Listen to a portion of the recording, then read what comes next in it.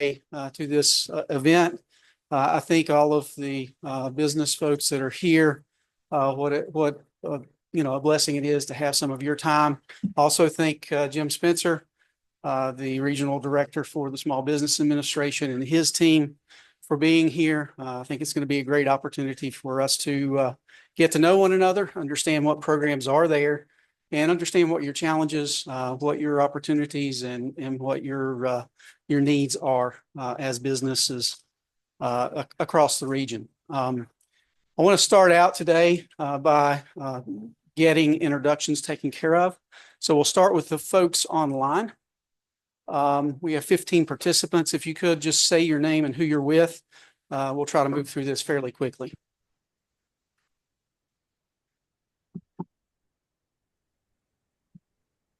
Okay, I'll start. Okay, thank you. My name is Christy Laxton, and I'm the Executive Director of the Wyoming County Economic Development Authority. Thank you. Good morning. This is Ed Schick from the SBA. I'm with the Office of Manufacturing and Trade located here in the great city of Pittsburgh. Great. Thank you. Hi, this is Karen Friel. I'm the District Director here at the West Virginia District Office for the SBA. Thank you. Hi, I'm Nikki Bomar. I'm the Public Affairs Specialist for SBA's West Virginia District Office and helping Jim out with some regional communication stuff as well.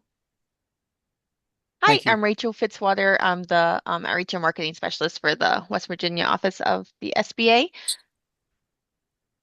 Yeah, I'm Rick Haney with Director for the SBA. Yeah, and I'm Rick Haney, the Lender Relations Specialist for the SBA's West Virginia District Office. Okay. Next. Got anybody else who wants to go? Sorry, Kelly Hunt with the U.S. Small Business Administration in Western Pennsylvania. Great, thank you. Next. Hi, this is Faith Blackwell. I'm the Marketing and Admin Assistant for BETA, and I can't be there in person with you all today. Thank you, Faith. Next.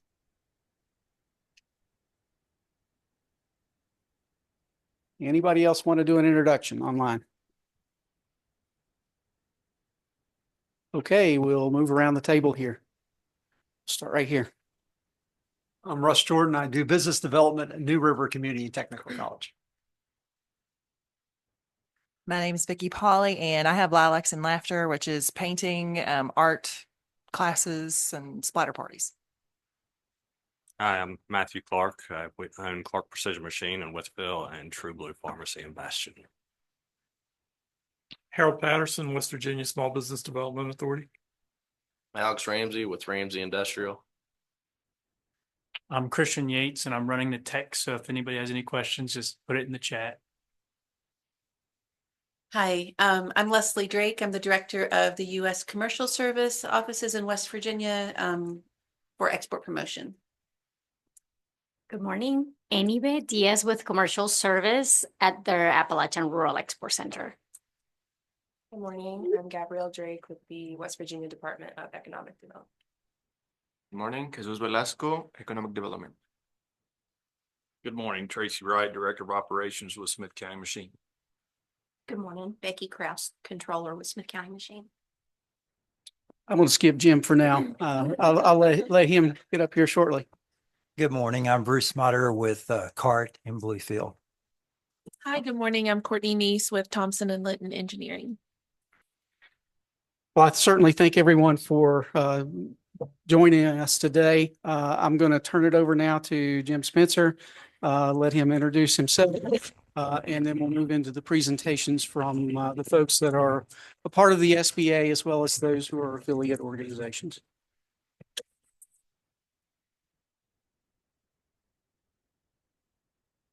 I'm not going to be long. I'm just stick it right here on my jacket and then we'll turn it over. I think, if I'm not mistaken, Nikki told me that Rick may be speaking first with the SBA and then Ed.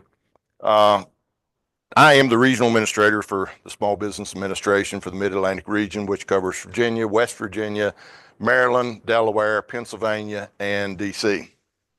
And my mom asked me the other day, she said, do you still get to work with small businesses? And I said, yes, to a degree, but it's a little bit different now. And so it's a little bit different what we did here at BETA. When I was at BETA, we did 3 things. And what are those 3 things, Dee? Help me out.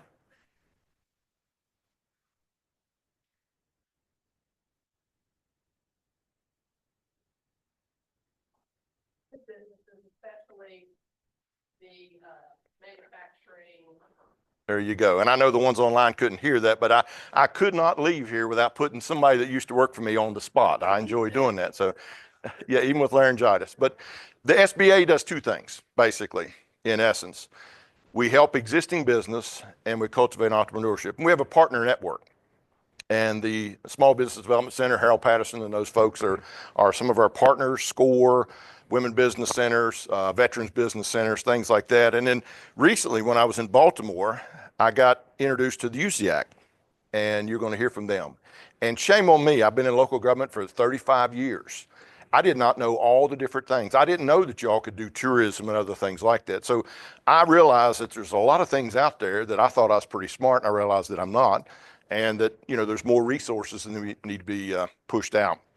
And so there's a lot of things the SBA has. I think they're going to cover today with trade and other things like that. Their 504 program, the 7A, the working capital program. There's a lot of different programs you need to ask for. And the SBA does not do direct loans. They do like loan guarantees, and they'll explain that more in detail. But one of the things that Nikki's helped me with lately in all the areas I've spoke, for example, in Delaware Thursday of last week, the data shows there's 104,547, I think, small businesses in Delaware, which is a small state, 3 counties in Delaware. They did not teach me that in geography school and high school. And so I'm learning a little bit more about some of the other states. But of that 104,000, one of the things I said is if 10% of those businesses would hire 1 person, that would be huge for the state. You see, a lot of times people in economic development want to go whale hunting. They're after the next Intuit, like you see across the street or things like that. But the backbone of the U.S. economy is small business. Folks like yourself here in the room.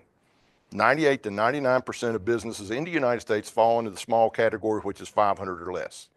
And so that's very important to us at the SBA, is helping small business. We're also doing a little program before I turn it over. For me, is what does right look like? And if you worked around me very much, you've heard that many times. My email address will be in some of the information you've got here. If there's suggestions you have that we could do better in programs or other things like it, please let me know, because I'm interested in what does right look like. The United States is doubling down on manufacturing, which I'm glad they are. 30 years ago, I remember people were talking about our economy was going to go service-based in Virginia, and I didn't like it then, and I don't like it now. That's why we have the commercialization station and other things we've worked on. And you've got Kelly Hunt that's on here with Pittsburgh. I was with her last week, honoring some of their businesses. And there's manufacturing clusters everywhere. We just need to help grow that. So anything we can do to help, please let us know. Karen Friel is the state director in West Virginia. Some of you from Virginia may know Carl Knobloch. Anybody know Carl? He is the state director in Virginia. And one of the things we'll do today is get you contact from them. So we're glad to have representation here from both states. So with that in mind, I'll turn it over to Rick. Are you going next, or is it going to be Ed? I think it's me, or I think Rachel's going to kick off something, then I'm going to start off there. Yeah, As soon as Rick, Rachel gets things rolling. You're first. Yep. Then I'll turn it over to Ed. Age before beauty. Thanks. Okay, the slides should be up. You Yep. see them, Rick? Oh, wow. I can see him. All righty. I want to thank you for the opportunity today to present on some SBA programs. Well, I'm going to kick it off and turn it over to Ed. But with the Small Business, West Virginia Small Business Administration up in Clarksburg, and we want to let you know if you're ready to start a business or you're planning, you need reliable business advice. We do SBA. We support professionals who understand the business climate, and we provide experience to you at mostly no cost. So here's what we're going to kind of go into what we have available, and here's a rundown of what we have. You see this chart here. It's good. It's broken up into several different charts. It looks confusing, but it's not. What to do? We have different programs. There's three main areas if you can depend on that. Look at this, the red, the blue, and the gray. So we're looking at resource partners.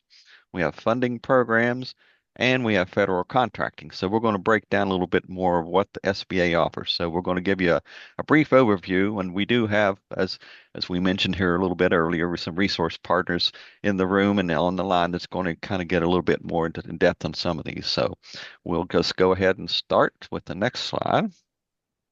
And see, nationwide, we provide funding to resource partners to assist businesses mostly every step of the way.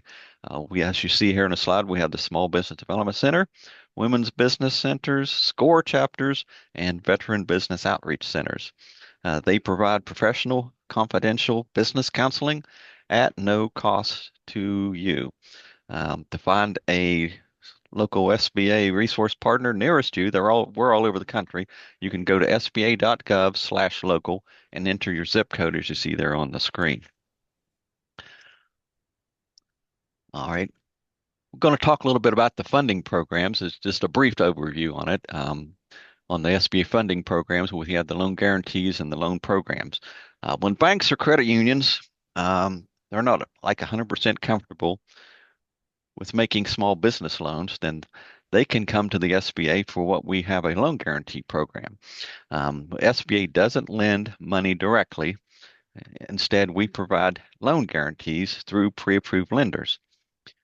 That makes the lender a little bit more comfortable with making a loan to you. We do have the 7A loan program, as you see here. We have several programs under that. The maximum amount of the 7A program we can guarantee at this point in time is $5 million. We go up to that amount. We do have the large loan, the small loan, express loans, and some other loans. Ed's going to go into a little bit other types of the international trade programs and the working capital program later. We also have the 504 loan program, which it is more or less a long-term financing tool for economic development within community.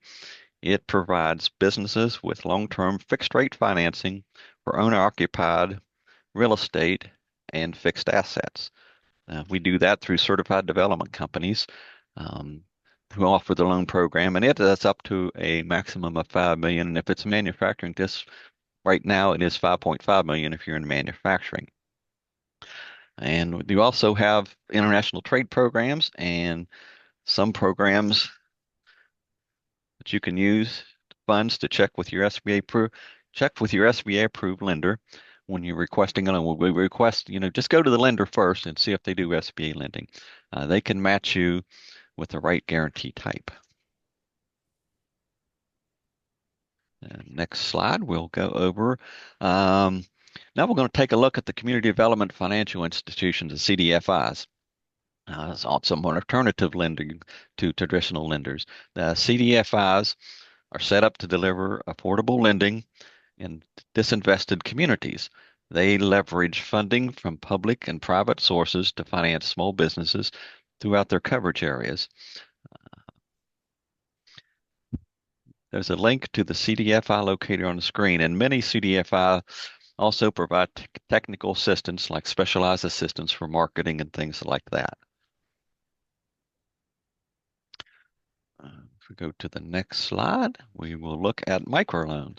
SBA works with microlenders. They're community-based lenders to offer microloans throughout the country. The maximum amount that microloan is up to $50,000. And they're usually geared toward the riskier types of businesses who what we call they're not really bankable at this point in time, but this kind of provides them with a foothold in order to get to that next step. The interest rates are just a little bit higher than normal, and they can help the businesses get their foot in the door with financing as they move through their business life. They have competitive terms. Normal lower down payments, flexible overhead requirements, and they offer technical assistance as well, like setting up accounting systems and things of that nature. Then it's all contained within the microloan itself. Next slide we will go into. SBA does offer, I mean, a lot of people not realize this, but we do offer security bond programs. Just like the guaranteed loans, we provide guarantees to bid, performance, payments, and maintenance surety bonds issued by pre-approved surety companies. The surety bond program allows those companies to offer surety bonds to small businesses that might not meet the traditional criteria. Now, this is not technically funding, but we can be a money saver, especially when you're starting up and need one of these bonds and you can't find a surety company. Just come to the SBA.gov and search for surety bonds, and you can find an approved surety bond lender in your area, West Virginia, Pennsylvania, or Virginia, wherever that could be. And the next slide, we're going to touch just a little bit on federal contracting that SBA, as we saw in that chart earlier on, that we provide assistance through federal contracting. United States government is the world's largest customer and buys all kinds of products and services. We work with federal agencies to award at least 23% of all prime government contract dollars each year to small businesses. There are also 4 small business certifications that give you an advantage in the area. And there you can go to sba.gov/federal-contracting to get some additional information on that. And we do work as a connection with the federal contact. We work with federal contracting assistance. You can go out and find a private company to assist you, but you don't want to pay those fees. We have professional resources free to help you there. There are more than 300 procurement technical assistance centers, which we now call them Apex Accelerators, across the country that provide local in-person counseling to businesses that want to sell, produce products and services to not only federal, but also state and local governments. PTAC services are normally free of charge or at a very nominal small cost to you. As we move on to the next slide, we will see, of course, SBA does offer disaster assistance. Mostly, if a disaster hits a business, usually at least 25% of the businesses don't reopen after a major disaster. But SBA does have, through the disaster loan program, can help you with low interest loans for your business, economic injury type loans, and we also offer loans for homeowners when they're damaged throughout a disaster as well. So you can go to the sba.gov/prepare to get some more additional information on that loan program. But when we does strike, SBA can help. We provide billions of dollars in low interest, long-term disaster loans to help small businesses, homeowners, and renters recover from declared disasters. And I know there were several disasters over the last several years. I know we had some in the southern part of the state, and I'm sure a lot of the people might be familiar with that disaster center down in that area. So you can go to www.sba.gov/disaster to get additional information on that program. So now I think I'm going to turn it over to Ed. Excellent, Rick. Thanks a lot. Really appreciate it. Excuse me. Good morning, everyone. Again, my name's Ed, just a continuation of, I cover for the Office of Manufacturing Trade, I cover the state of Pennsylvania, Southern Ohio, and West Virginia and Delaware. So I am like the point person for the export loan programs and our working capital pilot program. So I just wanted to let you know, and I work here out of the district office in Pittsburgh. Next slide, please. Okay, so like Jim was saying, giving you guys some statistics. So I'd like to tell you some statistics regarding the export side of the SBA, of their programs and so forth. And again, we also work with the resource partners that are, with Leslie and AB and the West Virginia department. So and the SBDCs, very important resource partners, because exporting is not hard. It's just different. So if you have a good team behind you, such as us and the USIACs and so forth, you can succeed. So I like this statistic here that says 95% of consumers live outside the United States. That's a big market for anybody that has any potential product to export. And then the next statistic, 98% of exporters are small businesses. So it's not just the biggies that export. Small businesses are very important to this this ecosystem. And like Jim said, it's the backbone of our economy. So I think that these are important statistics for a small business to understand that, wait a minute, can I export? And one of the things the SBA export loan programs do is they really help support a lender, a bank, to take that chance on a small company. So next slide, please. So one of the things that, as we all know, banks, the lender.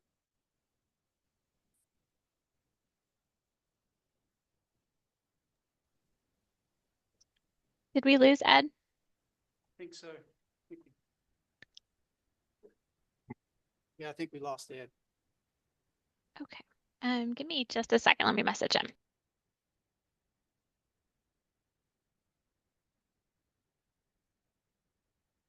Programs that did not know that SBA has that. Were you aware of all these programs? How about you all? For me, had a presentation, I didn't realize how robust federal contract. And what's her name? Mary Henry. She's out at Concord. Is she still over there? She's done classes actually here for various groups when they were calling it attack and the Apex Accelerator. But Hey, Ed is running over to Kelly's office. He's not sure his Wi-Fi dropped, so he'll be back on in just a minute. Okay, thank you. Dan, you may want to tell him a little bit about what BETA does here as far as I call it the training wheels on the bicycle. So Yeah, we have a program specifically for right? Are you back? Can you guys hear me now? Yes, we can hear you now. Sorry about that. I don't know what happened here. So getting back to what I was saying, here's the risk factor for how a bank looks at, let's say, a small business that's doing an export related deal. Anyway, let's go to the next slide, which is an important slide here. As you can see, these are our three main export loan programs, and it ranges from working capital to a term loan. So, and it's also from small amounts to up to our 5 million amount, like Rick said. So the nice thing about these programs is 2 out of the 3 programs have a domestic counterpart. And that's important when you start talking to your, to your lender, because they might say, oh, we don't do the Export Express. We don't do international trade loan. Well, they sort of do. We just need to coordinate with them of what program is best. So with Export Express, it's very similar to our Express program, and that goes up to $500,000. Now, the big difference between our domestic programs and our export programs is that the export programs have a higher guarantee percentage. Very important, because that really does, reduce the risk that a bank will have if they decide to give you an Export Express. So for instance, they give you an Export Express for $300,000, the bank is going to get a 90% guarantee for the SBA. Very important. And that's, that provides them with a certain level of comfort to say, hey, company, here's 300,000, go export to Brazil or Mexico. And then we have our marquee program, which is the Export Working Capital program, which is 100% export related, goes up to $5 million, and it's a 90% guarantee. I'll get into a little bit more detail in the following slides. Then we have the international trade loan, which is basically your term loan up to $5 million, again, with a 90% guarantee.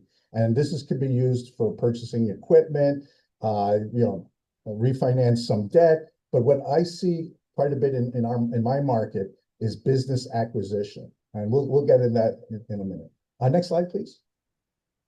So one aspect of our export programs, which is really neat, is that, let's say you're an exporter, fine, you're an exporter. Let's say you're a wannabe exporter, fine, we can help you with that. But let's say you're a company and you sell to, let's say, an exporter. Let's say you sell to Caterpillar, John Deere, those big companies. So basically you're an indirect exporter because the widget you manufacture that goes onto a piece of equipment that John Deere exports to Mexico, you're part of that international supply chain. You can take advantage of our programs. And it's very interesting when I talk to lenders and I tell them about the indirect, all of a sudden their eyes grow large and say, wait, a couple of companies that are in that international supply chain. So remember that as well. We really like to, you might be that indirect exporter. Next slide. And again, here's, like I said, our highest guarantee available to incentivize the lender at 90%. Next slide. Okay, let's talk quickly about Export Express. Next slide. So as I said, it's up to $500,000. It can be used as a working capital line of credit, or it can be also a term loan. Let's say you want to buy a $100,000 piece of equipment, and it's for export. There you go. You can have a 10-year term on the piece of equipment. But the lender is going to get a 90% guarantee. So that's very attractive for both the lender and for a company like yourself, especially exporting, because people, again, I always emphasize exporting is not hard, it's just different. And if you have the resource partners, you can do quite well. And with up to $350,000, we provide the lender with a 90% guarantee. From 350 to 500, it's a 75% guarantee. So we do provide that higher guarantee, and with the term loans and a revolving credit line. Next slide, please. So what defines an Export Express program? Well, it's an export development activity. You might be going to a trade show in Germany and you need $100,000 to take your equipment. It's an expensive investment. We can help you with that. You want to upgrade your internet, your platform. We have that export development activity. Important to understand that. And that's what this program is made for, because it's also the smaller amounts. It's not, 5 million, 3 million. You can use it for $20,000. You can use it for $50,000. Next slide, please. And this is just a comparison, like I was saying, how this program, Export Express, is very similar to our domestic program, Express. This is just for your knowledge and for your leverage when you talk to your bank.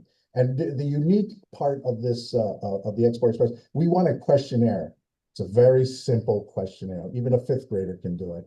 And it's just basically saying, where are you going to export? How's it going to improve your cash flow? How's it going to improve your sales and so forth? So it's nothing complicated.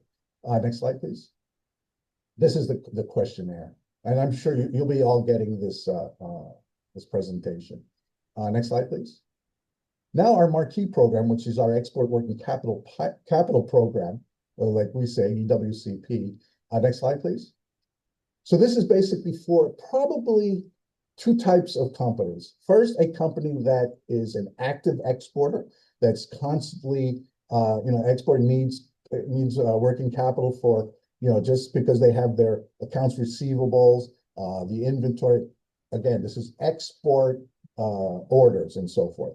And you have two types of delivery methods. You have the asset-based, which is that revolver, because you keep on, you have lots of exporting to do. Or this is the second type of exporter you might be. You might not be an exporter, but let's say because of your, your reach on your product, you just received an order from a company in Brazil wanting your piece of equipment. They want $2 million, your $2 million piece of equipment. And you say, geez, how am I going to pay for the production of the equipment, the manufacturing of the equipment? I need working capital, and this is export related. Now, one thing lenders are not too keen on is export receivables. So if you have an order from Brazil and you say to the bank, hey, bank, I need $2 million to fulfill this order, banks get a little leery. It's a little foreign to them, so to speak.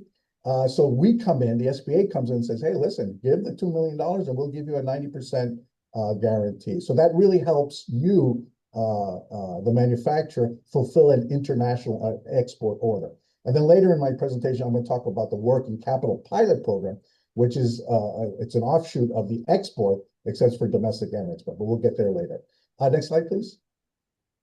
So one of the nice things about our EWCP is its fee structure. It's a pay as you go. So you might want a 1 year, your bank might want to offer you a 1 year line, but then, after 11 months, you need for a second year, then the lender just has to extend the maturity date and you pay the difference. And that's important for you, the manufacturer, because now you'll know what the costs are. At least you'll know what the SBA costs are. And then, of course, you'll know already what the interest rate. So it gives you, the manufacturer, you, the small business, an idea of, well, how much are my costs for extending it for another year, or how much my cost is going to be for this line. So it's very transparent. Next slide, please. Standby letters of credit. You might get this transaction in Brazil, and you say, hey, I want a larger down payment. I want a 40% down payment. The Brazilian company might say, that's fine, but I want you to issue me a performance bond just in case you don't perform. So that's one of the standby letters of credit characteristics. And what happens is, on a conventional standby letter of credit, you would have to put up, let's say, 100% of the amount of the transaction. We come in with a government guarantee. We say, hey, lender, 25% is sufficient. So again, you're going to have more liquidity in your pocket versus blocking that liquidity. So that's one of the characteristics of our programs, is we want to give you, the small business manufacturer, as much liquidity as possible. Next slide, please. Now here comes our international trade loan, which is very similar to the 7A. Next slide, please. Which is similar to the 7A. Everybody knows the SBA 7A loan, except in this case, we have a 90% guarantee up to $5 million. And it's also very attractive because for lenders, because they can sell this loan on a secondary market. I know that doesn't really pertain to manufacturers, but this is attractive for the lender, and it's an added incentive, let's say, for them to use this program, as long as you have a connection with export. Again, these are with connection with export. If you're buying a company down the street that exports to Mexico, bingo, you can use the international trade loan versus, let's say, the domestic 7A. The lender, instead of getting a 75% guarantee, gets a 90% guarantee. So there are really good benefits from using the international trade loan, as long as there's an export component to it. Now, one of the things is, you might need to buy a piece of equipment because you want to start to export, and you have a great business plan, and you say, yes, because of going to trade shows, getting hits on my website, and so forth, we want to make a widget, and we're going to be selling it to the Middle East. You don't export yet, but you're going to export. You can also qualify for this international trade loan. So it's it's very flexible. Our programs are very flexible, and it really depends on the lender that you deal with. And that's where I come in. That's where, the resource partners, the SBDCs, and so forth, the economic development office, this is where we all come in and help you find the right partner so you can succeed in exporting. Because in times of uncertainty, when your domestic sales are down, your export sales probably go up, or vice versa. So it's very important to have that balance. Next slide, please. So here's some characteristics of the international trade loan. Again, like I said, equipment purchase, real estate, business acquisition. I'm telling you, there's more business acquisition in this area of Western Pennsylvania using the ITL loan than I've seen in other regions. So they really, the lenders really look for that type of structure, because they like that 90% guarantee as well. Then working capital, permanent working capital, you need to hire folks, and it's just one of those things. Whatever you need to grow or start your export journey, and debt refinance, that we can do that as well. Next slide, please. So again, this is another. This is more for lenders, but I just want you to see what it's like in terms of the difference between an international trade loan and a 7A. As you see, most of It's pretty much the same. So when you talk to your lender, you can say, hey, I know there's a 7A for domestic, but what about the international trade loan, which is similar to the 7A? And that provides you the leverage when you talk to your lender, which is, it's always nice to have and going in there. And then, of course, a business plan is what really sets it apart from a 7A. And the business plan doesn't have to be 30 pages, doesn't have to be 20 pages, it doesn't have to be 10, it just has to be enough to state why you want to export, how it's going to benefit your company. And, we want to make sure here at the SBA, we want to make sure that you know what you're talking about. I'm going to go to Mexico because, I see that the market intel that I got from from the commercial service or from an SBDC or from the West Virginia Economic Development states that my product can sell well in Mexico. So you see, here's the whole, how we all work together. Next slide, please. Now I just want to briefly mention our new program. We launched it in August. It's called the Working Capital Pilot Program. It's next slide, please. It's very similar. Actually, it's an offshoot of our export working capital program, except the EWCP is for export only.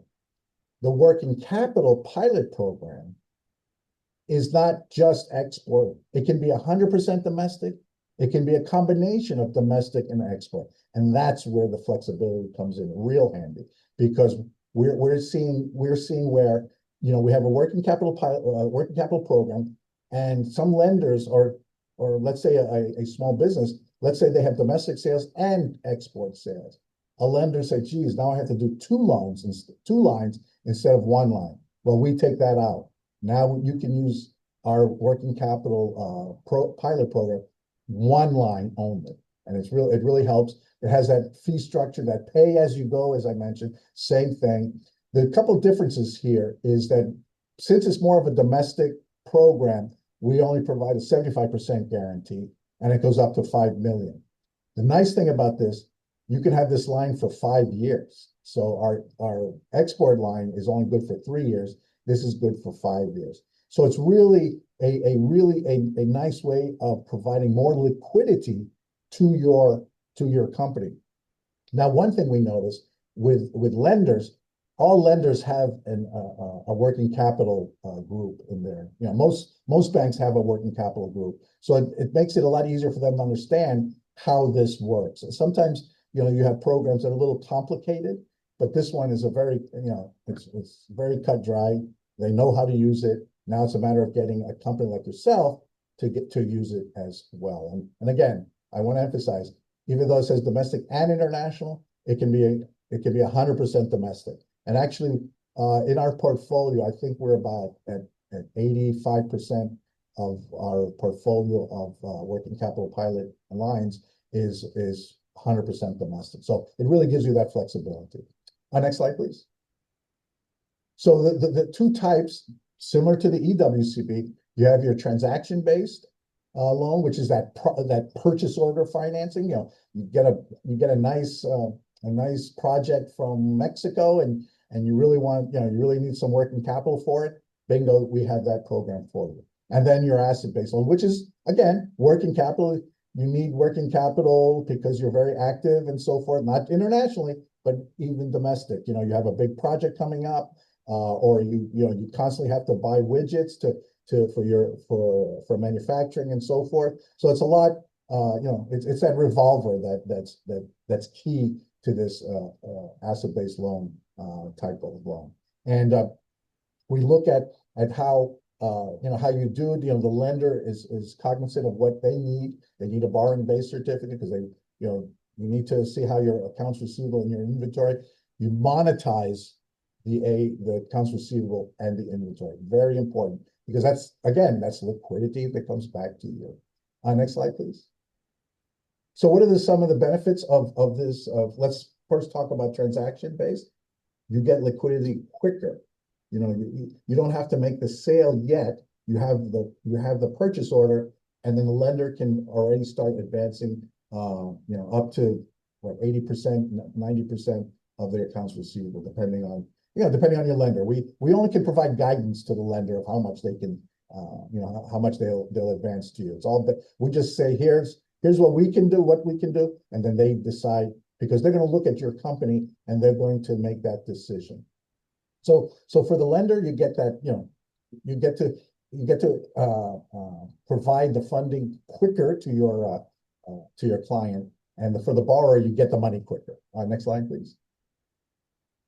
So with the asset base, it's that thing. You're going to get accounts receivables. Now, one of the keys for the asset base, now we can include foreign receivables, which usually on a conventional side is not included in the borrowing base. But now we say, hey, you can include the foreign receivables. So again, that gives you more liquidity if you're an exporter, or even a small exporter. Even if it's 5% of your sales is export, now that 5% can be used for liquidity, for money. Next slide, please. Okay, there you go. So I'm always available. You can always reach me through Rick or through anybody. And thank you. I don't have my notes here because I had to. Okay, there you go. The SBDC. Well, thank you very much.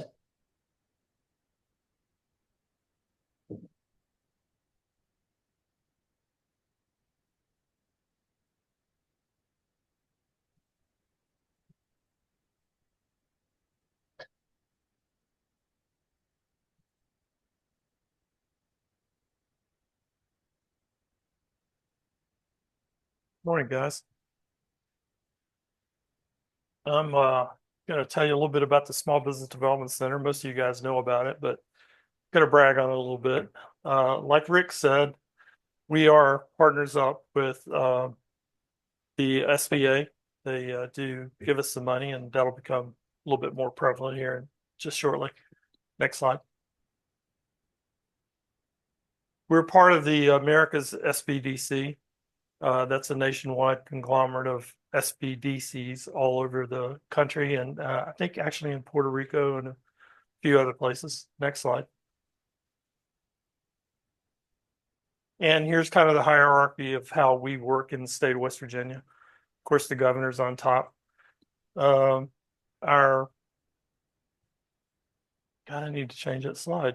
West Virginia Economic Development, that's been changed. That should be Commerce section. Our director now is William Miller, and we are split up into 3 individual groups. We have the northern section, the eastern region, and the southern region, which that's where we're at right now. Next slide. And here's kind of where we're located. We actually have about 15 coaches all over the state of West Virginia. At present time, full-time and part-time, we try to cover as much territory as possible. Next slide. And here's kind of what we do. Basically, what I tell everybody is we try to be a one-stop shop for small business. We partner up with a lot of stakeholders such as BEDA, such as Wyoming County Economic Development Authority.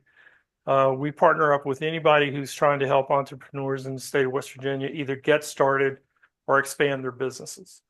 A lot of the services that we provide through our one-on-one counseling is workshops, business planning, loan packaging. We do help with exporting. We do help with IT, and we're starting to get into artificial intelligence here just very shortly. Next slide. I think one of the biggest things that we do is actually, if we don't know the answer to your problem, we try to connect you with people who do know the answers to those problems. Here are some of the areas that we cover. We've done workshops on a lot of these here in this room. Actually, especially I want to point out cybersecurity. We had a subject matter expert come on for a couple of different sessions and do cybersecurity. We've done business planning. We've done funding. We've done business management. We've helped in the disaster recovery. We covered as much as we were asked to in the recent disasters. We've had the RCAC come in and do classes on government contracting and how to get into government contracting. So these are some of the services that we try to provide. Next slide. And we like to brag on ourselves a little bit. Rick said that they partner up with us. They actually give us some monies that we match through the state. And here's what we do with it. Next slide. Continue on that. Here's our numbers for last year. New business starts were 72. And we don't really know that. We think there's more because of the way we have to capture that number. We think that number was a little bit higher than that. We supported 3,188 jobs. That means if we went in and talked to somebody and we helped them and they had employees there, we felt like we supported those jobs. Clients served, we saw 1,516 different people in the state of West Virginia last year. We created about 371 jobs and retained 77. But the bottom line is what everybody's interested in. We assisted in gathering $48,630,000 plus last year in our loan packaging and other ventures. That's what everybody comes to us for. That's what they're interested in. Next slide. What that turns into, for every dollar that the federal SBA and the state of West Virginia gives us, our organization, we have a return on investment of about 3,200%. That's not bad. And if you take just the state dollars alone, it's 6,400, almost 6,500%. So we're pretty good at what we do. We love sitting down. We love talking to people. When Jim was here, we talked many hours to many different people about their hopes, their dreams, their ideas, and tried to lead them into the best possible situation for them.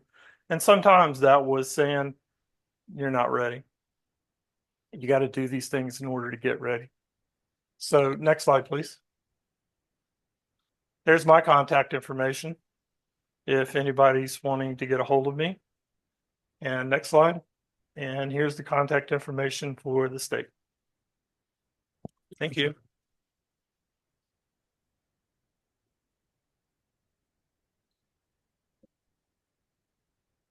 Here, I'll bring it back to me here. And then we'll just switch off. Oh.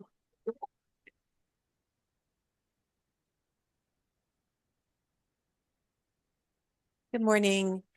Thanks for inviting us, by the way. We're really happy to be here and glad to meet some new companies too. So I'm with the U.S. Commercial Service. We're a federal agency. Again, my name is Leslie Drake. We're a small federal agency, really, under the International Trade Administration, which is part of the U.S. Department of Commerce. And our mandate is to help U.S. companies, and by our location being here in West Virginia companies to export. So we do that through a variety of tools. We can go ahead and go to the next slide. I don't know how. Okay, there we are. All right. So we're structured with offices here in the US. So Annie Bay and I are in West Virginia, based in Charleston. And then we have another office up in Wheeling with another trade specialist. But what makes us really different is we have a global footprint around the world. So wherever there's a US embassy or consulate, pretty much we have colleagues there, and they are there also mostly only to help US companies to export. I say mostly because they also do some foreign direct investment. So if Bluefield or another community were looking for foreign companies to locate in the area, we have services that also help with that. But for the most part, we're working on US exports. We'll go to the next slide. We have a lot of research. We want to research and services available to companies to help them, whether they're brand new to exporting or super experienced. We could do a half-day seminar on our services, and I know we only have 10 minutes, so I'm just going to gloss over it. And I just want to leave you with the idea that if anything international pops up in your dreams, in reality, if you get an email of somebody wanting to buy your products or services, or if you want to proactively go out and explore market. It's gone. I did not. Mine has for 2 days said you can't get on there. Kelly, I don't know, Kelly, if you can hear us, but Okay. Hopefully I'm still live. I apologize. Ed had left my mic on and I Oh. came back into my No office. worries. I'm so sorry. No worries. So we do offer a lot of our free services. And if they're not free, then you're going to hear from the State Department of Economic Development shortly. They have a lot of programs that will also help support what we do, in addition to their own services. But our market intelligence is something that we can provide to any company, whether it's free off our website, which is trade.gov, or something that we do more customized for you. Our research is there to help you to find countries that make sense for your product to export it to. So we'll go ahead to the next slide. I'm not even sure what's on the next slide. Here we go, business matchmaking. So this is kind of the bread and butter of what we do. And this is where we feel like we get a lot of results for our companies. It's a way for a company to find that qualified business partner overseas where we do the work for you. We can save companies 6 to 9 months of legwork trying to kind of cold call companies in a market that they don't know anybody. But through our network of trade specialists, we will help you to find those qualified agents, distributors along the way. We will also help provide due diligence to make sure you're selling to a reputable party, and that it's a good match for you. So again, this is kind of a broad overview. I think we might be switching it over here to Anybay in the next slide to talk a little bit more about the Rural Export Center.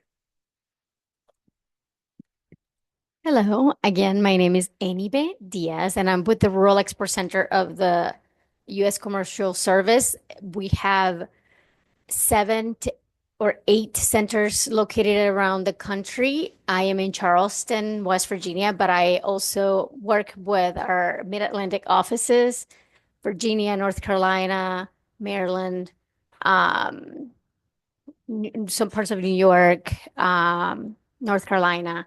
So the Rural Export Center is almost like a department under the U.S. Commercial Service that is focused on rural outreach and specialized research services exclusive to rural companies. So this area, for example, we consider rural, so it qualifies. So Leslie already spoke about some market intelligence that's available on our website, ready to go, and some market research that can be done through our network of offices around the world. This is a little bit of a different concept. What we offer to rural businesses is data, customized data that comes from like a portfolio of subscription databases that the U.S. Department of Commerce has access to. So this is a really good, mapping of where the opportunity may be for you. And we have different customized research options. Next slide, please.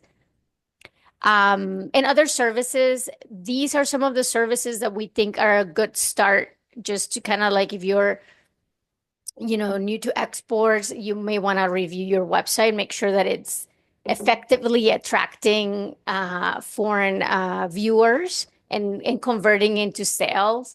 We can do a due diligence check. If somebody knocks on your door saying, hey, I'm interested in your product, I'm in Mexico, you may want to get more information to make sure that it's not a risky scenario, and also that you comply with U.S. export regulations. So this can give you a quick overview of who this person is, so that you can avoid, waste time and potentially avoid some risk. And if you are also new to export and you just kind of want to outsource your export department, we keep a directory of export management companies. They're qualified and vetted so that they can handle the export side of your business. And that's on our website. Next slide, please. If you want to get into the customized market research, we have 3 main options.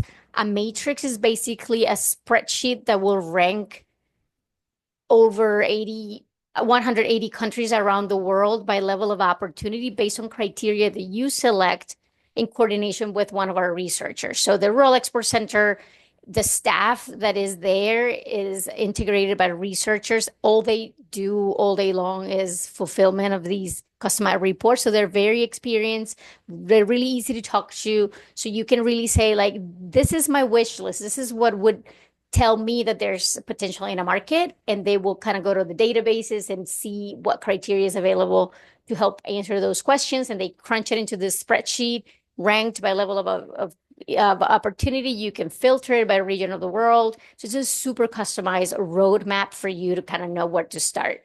And then from there, you may select a country or two or more to do further research. And that's where a country report may be a good option for you. We take a deeper dive into the market to answer those questions that maybe a spreadsheet cannot answer. Competition, market trends, just macroeconomics, demographics, things of that nature. And it will include a list of potential partners that meet the criteria of your ideal partner. Or you can simply say, hey, I just want a partner list, 8 to 10 partners in a market. I'm going there for a trade show. I am going to, try to find an additional distributors so we can help you generate leads like that. Next slide, please. Yeah, and that's our team. Yes, and the work that we do in West Virginia. I think in the next presentation, we'll go over to Jesus and Gabrielle. You want us to stay here? Or? You can, however you're comfortable. Okay. So, yeah, here's Jesus Velasco with the West Virginia Economic Development, Gabrielle Drake also with the team, and we have another colleague. She couldn't come today. Her name is Hannah Kruglova. Next slide, please. So this is our programs. This is what we do normally on a daily basis. We help companies to go to trade missions and trade shows. We locate shows around the world, and then we promote them with companies. And if companies are interested in to go to those shows, we arrange them and we create a delegation that go with us. For missions, it's the same thing. We organize a mission. This is how we take companies abroad and we expose them into international markets. Also, we have website assessment, market research, STEP grant funding, and Governor's Export Awards. Can we move to the next slide, please? This is just an example of how a trade show booth looks like. This was in India. Like you can see, every company has space and they can promote their products and services individually. This is something that the West Virginia Department of Economic Development sponsors. So how this works is the companies, they just have to register. They have to confirm that they want to participate with us. We go there, we pay for everything. We pay for all the expenses for the booth. Marketing is also covered by us. And all the companies that they have to do is just pay for their expenses, like traveling expenses, hotel, and everything. Next slide, please. This is the event for 2025. In March, we went to Australia. We attended the Avalon Air Show. We took 4 companies with us and 2 people from FDI. I think that show was a very successful show for West Virginia. We're still doing follow-up on that. Then after that, we went to TradeWinds. That was in Sao Paulo, Brazil. That TradeWinds is one of the biggest events that the U.S. Commercial Service organizes. Every year is a different location, and the amount of network that you can get from that mission is incredible. You can connect with all the directors of the U.S. Commercial Service from countries around. For example, in this one specifically, whenever we were in Brazil, we were connecting with all the people from South America and Central America. It was very successful for companies. They still doing follow-up, and I think that they are concreting some businesses already. In October, we have a mission to Spain and Portugal. The application is still available. So if somebody up here is interested, please contact me. We're still recruiting for that. We also have an aerospace and defense show in Taipei, Taiwan. This is going to be in September. And then my colleague Hannah, she is leading the Identity Week trade show in Netherlands. This is a biometric show, and it's the first time that West Virginia is attending this show, so we're trying to go big in this one. Next slide, please. Okay, so this is some examples of how a trade show looks like, and then how the B2B meetings in a mission looks like. Whenever we go on a mission, we can have meetings in our hotel. Well, that's what normally all the companies do. They arrange meetings before we go. And then whenever we are inside, we just bring the companies to the hotel, and we have all the companies like back-to-back meetings in that hotel. Or if the company decides to go to the site and have like a company tour visit, we can do that as well. Next slide, please. Website Globalization Review. This is a service that the U.S. Commercial Service provides. We pay for that. It's a cost of $100 that the companies don't have to pay anything. And this is very helpful for companies because sometimes they think that they have a very unique and really good website. And sometimes whenever you go abroad into like an international market, you see that your website has some flaws in like translation and stuff like that. So this is a very useful tool that the U.S. Commercial Service helps us with. Next slide, please. Okay, this is Gabrielle. Okay, so as Anibe mentioned before, this is the like country ranking matrix that the Commercial Service provides. So as you can see, it is usually $950 per report, but through the state of West Virginia, companies only have to pay $200, and that goes straight to the West Virginia District Export Council, which is a council of local businesses in West Virginia that are relatively seasoned exporters that exist as a good resource to people that are new to the exporting world, essentially. I think we can go to the next slide. And then the other big source of funding that we work with is the STEP grant, and this is funded through the Small Business Administration as well. So it exists for companies that meet with SBA size standards. They must be small businesses, small or medium-sized businesses, and comply with the 51% US product or like composition of their product. So within this grant, companies can receive up to $15,000 per 2-year funding cycle for any eligible export activities. And this is like a 75% reimbursement of their total cost. So $20,000 total of what the company pays. And this can be for anything from trade shows to website globalization, translation services on websites. I would say travel is the biggest expense for most of our companies, attending shows or meeting with clients internationally. So it can cover airfare, hotels, daily per diem rate, so pay for meals, and it can pay for down payments on trade shows. So anything that essentially you would usually have to pay for to get yourself or another traveler over abroad or even in domestic shows with an international presence, this grant can help subset the cost of that. And it's a great tool to help mitigate like the financial risk of maybe a company new to export. And I guess in an ideal world, you could use the RAISE matrix. We can help pay for that. And you can find a country that sounds good to go to, and we can help pay for the travel costs under the STEP grant, for an example. So I think next slide.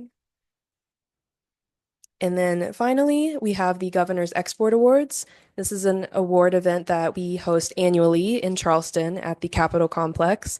And it essentially celebrates any West Virginia exporters that have exported in the past year to a new country. It's a great networking event. There are many resources there. Like we have vendors set up every year, the Commercial Service, and we will be there. And it's just a great place to connect and try to learn more about other people exporting in the region. We also provide lunch and a few other things, media coverage as well. So if you would be interested in attending this, please talk to Jesus or I, and we would love to see you there.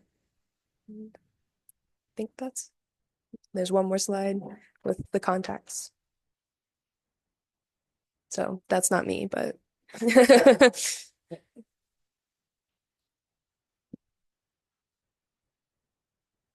Hey. Well, thank you, everyone who presented. That certainly was some valuable information, I think, for the West Virginia businesses and the other businesses that are here, the ones from Virginia. We're going to get ready here shortly to start my favorite part, right? I love to hear when businesses are willing to share information with us. It helps us to see and understand what we need to be doing in order to meet their needs. And sometimes there's a gap in that. And so we're going to take about a 5-minute break. And then in 5 minutes, we'll start with that roundtable discussion. And we'll have a roundtable discussion to kind of pull from some of the businesses here what their needs are and what we can be doing better. We'll take a break. Get started back. We're going to get started back here momentarily. The way that we're going to do things is we're going to be really just having a roundtable discussion. I may start out with a couple of questions and kind of get the conversation going. Would like for the conversation to be open and free. For those who are participating online, please feel free to interject. If you feel like you can't get in there, just raise your hand and we'll see you. And I'm gonna split the mics up, one on one side and one on the other. So if you want to, or have something you want to interject, please just raise your hand. So I'm gonna start right here. I'll go ahead and kind of kick things off. One of the first things that I wanted to try to gather from the businesses that are represented here is, what are some of the most significant challenges that you're facing in your business? What are the things that are preventing you from growing, preventing you from having the opportunities that you feel like your business could really capitalize on? So I'll start with that question, and if I could get some folks to interject, I would appreciate it. Hey, everybody, don't speak at one time.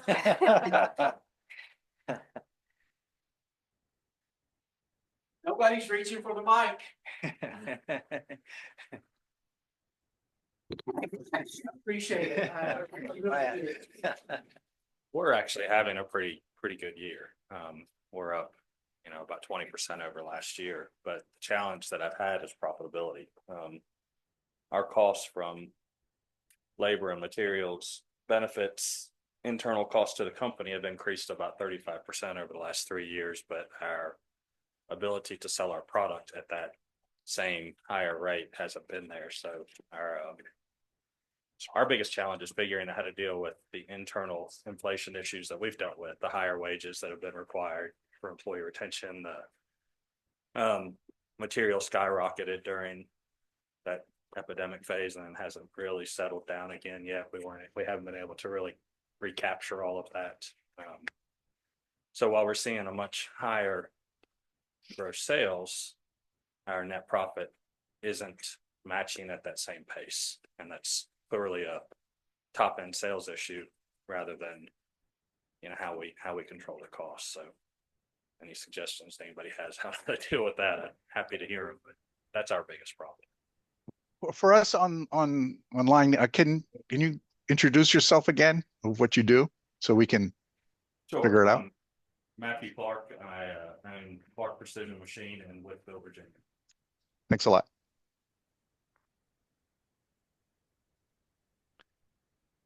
One of the things they are going to do is provide the Virginia companies with the Virginia counterparts. So you will, because there's programs like it, like the STEP program is in Virginia as well, and USIAC and others. So we just happen to be in West Virginia. And so Carl Knobloch is the district director for Virginia. And we'll get you all contact for those folks as well. Karen Friel's the district director here in West Virginia. And Kelly. I did place in the chat so that you've got the Richmond, Virginia district office contact information, and that mailbox is manned by their team. Okay. Did you got that, Christian? Yeah. Okay. CBS Commercial Service, we are in constant communication with our counterparts in other states. So when problem for West Virginia and or myself to be contact and offer interaction as well. Let me ask the 600-pound gorilla question. Back in the 90s, I remember elected officials talking about tariffs at that time. Didn't really do anything about it. We've kicked that can down the road to the point that we've about kicked it so far, we can't go much further with that. And I know that impacts every business around, whether you're in the art supply business or art business or whatever it may be, even with these cups, kind of things. How are the tariffs impacting you all, and what message would you like for me to carry back to the folks in DC about that? And and I'm not going to go back and throw you under the bus and say, now, so-and-so said, this kind of thing. I would like just your opinion and, your input. And again, remember I asked before, what does right look like? Because personally, I remember in 1996, I think it was Nancy Pelosi was talking that the United States was charging China 2%, and they were charging us 35%. Now, who thinks that's fair? So right now there's some pain with what's happening, but I have confidence that they're trying to eventually do the right thing by manufacturers in the United States, or they would not have that Made in America manufacturing initiative. They are pushing that every day down to us as the regional administrators. There's 10 of me, regional administrators in the United States, and we're constantly looking for success stories, things about our manufacturers. Now, if you're not in the manufacturing sector, you may say, well, what about my business? Well, when you think about it, all businesses, when you have a strong manufacturing and that, the next thing you know, it gets into all these other areas and it lifts everybody. And so that's part of it, is the indirect. For example, somebody from your business may end up buying a car from Cole or one of these others. And then, that it's like the video that Beta has, that following the dollars through the community. So all that is important. They may end up doing your splatter rooms. Is that right? Is that what you go? So other things like that. So that's part of the focus. But SBA is interested in all business sectors, but there is a focus right now on manufacturing, because we've got to a certain thing. It's critical in the United States. I think it's not only for our national defense, but other areas, medicine. Be surprised the amount of medicine that's being made overseas, that all of a sudden, if they say, well, we're not doing that anymore, now what? So we've got some things. It's a long introduction, but what's your opinion? And don't hold back. Don't tickle my ears. If you got something to say it. We really want your input. Well, go ahead. I was going to say, part of our increase this year has been recapturing parts and products that we sold to global customers that over the last 10 years have been moved overseas. There was a lot of uncertainty in the first quarter of the year from those customers as to whether or not, they were going to be able to continue to import those at a competitive rate. And we were able to capture, we made them previously. We had lost them to, again, overseas suppliers. So having those customers come back to us now, I think it's, unfortunately, probably somewhat temporary. I'm speaking about China specifically, the recent pause and the 90-day pause for future discussions. Those were immediately back to China. So it's a little uncertain for me, I guess, to answer your question. Well, and I tend to agree with what he said, and that's kind of where I was going to go. Is we as manufacturers, and I'm sure Matthew's seeing the same thing, we're caught between this ping pong ball that's going back and forth, depending on who and what the administration and what they feel like the country ought to be or ought to have or whatever. But we have customers, just like he does, that moved everything to China because of the pricing. All right, now they're coming back, or 8 years ago came back. Well, then 4 years ago, they went back to China or wherever. So we get caught in this ping pong match. And that's probably part of Matthew's problem with because we're seeing the same thing. top line is holding steady or going up, bottom line's taking the hit. But it's because we're having to constantly get caught up in this ping pong match about, well, now our customers, okay, since it's going back and forth so much, we're going to dual source. So we're going to keep the ability to go to Asia depending on the administration, or we'll have the ability to get it domestically depending on the administration. And then we're the ones that's taking the hit because we're constantly having to, well, if it goes back to China, then where are we going to get product, or where are we going to get business to backfill that? So, I mean, somewhere we need to get consistency, but I'm obviously you can tell from my shirt, I'm about the United States of America. And to be honest with you, the fact that we even having discussions like this really irritates me, because we need to take care of home. We need to take care of us and our people and our communities and our region. But we're caught in this same thing. And then we try to do business with the government, and you've got to go through this CMMC program to get the ability to not be cyber attacked or cyber hacked or whatever you want to call it. That is almost an impossible entity to get through, and the cost is astronomical. But if you don't have it, you can't do business with the military or the government or whoever requires to see other federal contractors. Yeah. I mean, it's impossible. I think one of the levels is about 45,000 is what it costs. Yeah. And then I mean, there's, it's just, it's impossible for us to compete with that when you've got other people in other parts of the world or whatever that don't have to play by those rules. how many employees do y'all have? 31. 31? Mike, how many of y'all? About 30? Okay. But it is just very, very hard on us having to bounce back and forth in this ping pong match. And we cannot compete with Asia. I mean, we can't compete with the Middle Eastern pricing.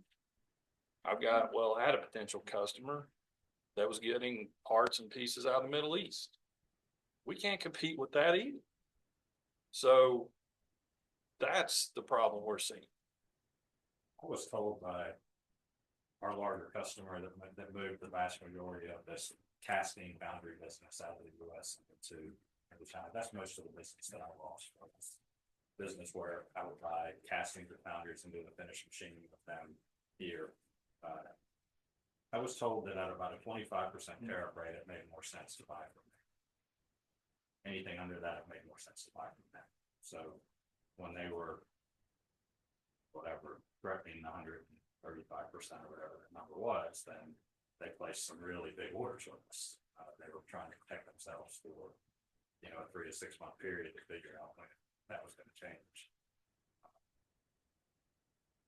No orders placed since the discussion went back to a 10% tariff. And that's the direct feedback they gave me there. This is a German company. This is even a US company. And I did. US manufacturer. Right. And I didn't ask that, I hope I didn't offend you, but with me asking, because I'm I'm towards the end of my career. And one of the things, I have an opportunity, I don't know why I got this opportunity to be regional, because I've always worked in small communities. I was in Tazewell County for 23 years and here in Bluefield for 10 years, but for some reason, I was appointed as the regional administrator. And so I take that as they want to hear from rural communities. We're rural.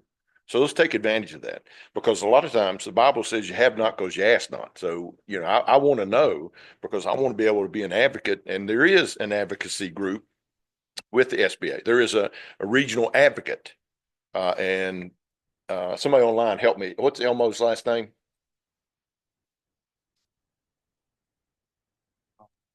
Ronaldo. Ronaldo. He is the regional advocate. George, tell them a little bit what the regional advocate can do for them. So the regional advocate, by and large, the Office of Advocacy is really an educational arm for legislators. They collect data. They hear from small businesses, want to understand the challenges. Where possible, they will intervene to help mitigate the challenges, to work with small businesses to overcome those challenges. But they also take that information to the legislators. They let the legislators, before any piece of legislation, as it's going through the different steps, they're reviewing it to see how will this impact small businesses, and then they can recommend some changes if the impact of small business will be too great. So that's just high level. That's what the Office of Advocacy does. The regional advocate is someone who is there for the region, the same area that Jim covers, to be able to hear from small businesses within the region, and again, to be able to take those issues and run them up the chain. And he was just recently appointed, wasn't he?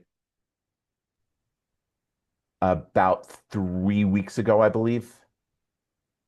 And so he was there before in Trump's first administration. So he has some background there. He and I talked yesterday. And so I'd be glad to connect you with him.